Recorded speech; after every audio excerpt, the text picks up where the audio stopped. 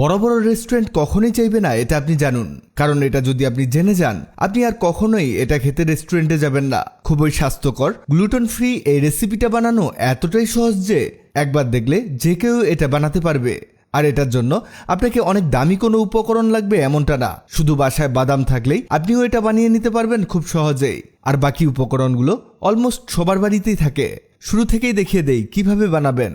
তো তারা করে কি, ফুটন্ত গরম পানিতে 1 বাটির মতো কাঁচা বাদাম দিয়ে দেয়, আরও দেয় 1 কাপ পরিমাণ মুগ ডাল, এরপরে কিউব করে কেটে রাখা আলু প্রায় 1 কাপের মতো দিয়ে দেয়, আরও লাগবে একটা টমেটোর মাঝের অংশটাকে ছুরি দিয়ে কেটে নিতে হবে, এরপরে ক্রস করে কেটে নিতে হবে যাতে এটা ভালোভাবে সিদ্ধ হয়। এই দেখুন আমরা যেভাবে করছি ঠিক সেভাবেই করবেন। তারপরে দিয়ে দিচ্ছি 3টে কাঁচামরিচ আর 3টে শুকনো মরিচ।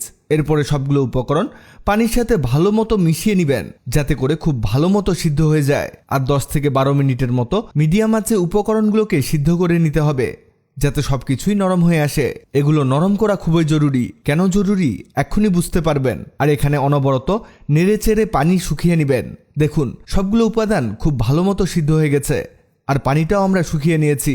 এখন একটা গ্রাইন্ডার জারে সিদ্ধ করে রাখা এই উপকরণগুলোকে ঢেলে দিতে হবে। আপনি চাইলে শিলপাটায়ও পিষে নিতে পারেন, তবে এতে আরেকটা জিনিস অ্যাড করতে হবে, আর তা হলো চাল। 1 কাপ চালকে আমরা কয়েক ঘন্টা আগেই ভিজিয়ে রেখেছিলাম যাতে এগুলো নরম হয়ে যায় আর আমাদের ব্লেন্ড করতে সুবিধা হয়। এখানে মূলত সবগুলো উপকরণকে ভালো মতো গ্রাইন্ড করে একটা মিহি পেস্ট করে নিতে হবে।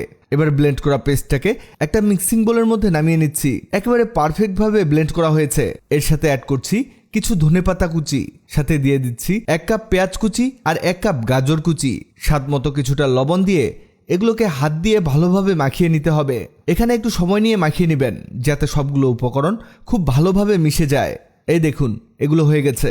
এবার এতে দিয়ে দিচ্ছি কিছুটা বেকিং সোডা, এর সাথে প্রয়োজন মতো পানি মিশিয়ে এটাকে ঘন একটা ব্যাটার তৈরি করে নিচ্ছি। উপাদানগুলো একটা চামচের সাহায্যে মিশিয়ে নিয়ে এই ব্যাটারটা তৈরি করে নেবেন। এটা কিন্তু খুব বেশি ঘন হবে না, আবার খুব বেশি পাতলাও হবে না। দেখে নিশ্চয়ই বুঝতে পারছেন এই ব্যাটারের থিকনেসটা কেমন হবে। এবার এখান থেকে কিছুটা ব্যাটার নিয়ে গরম তেলের মধ্যে দিয়ে দিতে হবে। এখানে খুব বেশি তেল দেওয়ার প্রয়োজন নেই, হালকা একটু তেল দিয়েই এই কাজ করা সম্ভব। বেশি তেল দিলে চলবে না। আর এগুলোকে আপনার আস্তে আস্তে ভেজে নিতে হবে, এখানে তাড়াহুড়ো করা যাবে না। এটা ভাজতে ভাজতে আপনাদের জানিয়ে দেই, আগের ভিডিওতে কমেন্ট করেছেন কুমিল্লা থেকে জুয়েল রানা, চট্টগ্রাম থেকে হুমায়রা তাসনিম, ঢাকা থেকে জেসমিন। আপনারা যারা কমেন্ট করেছেন আপনাদের ধন্যবাদ। এই দেখুন আমাদের সবগুলো ভাজা হয়ে গেছে। এবার এগুলোকে তুলে নিব। এই যে দেখুন তৈরি হয়ে গেছে একেবারে এক্সপেন্সিভ একটা পাকোড়া। এই পাকোড়া আপনি নাস্তা হিসেবেও খেতে পারেন, আবার চাইলে ভাত দিয়েও খেতে পারেন। এর টেস্ট অসাধারণ।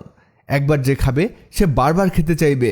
আর এটা খেতে অনেকটা মাংসের চাপের মতো হয়েছে, কেউ বুঝতেই পারবে না যে এখানে কোনো মাংস নেই। এভাবে ঝটপটে খুব অল্প তেলে বানিয়ে ফেলুন যখন তখন, আর সবাইকে তাক লাগিয়ে দিন। বাচ্চাদের টিফিনে বা বিকেলের নাস্তায় সস বা চাটনি দিয়েও এই পাকোড়াগুলো পরিবেশন করতে পারেন।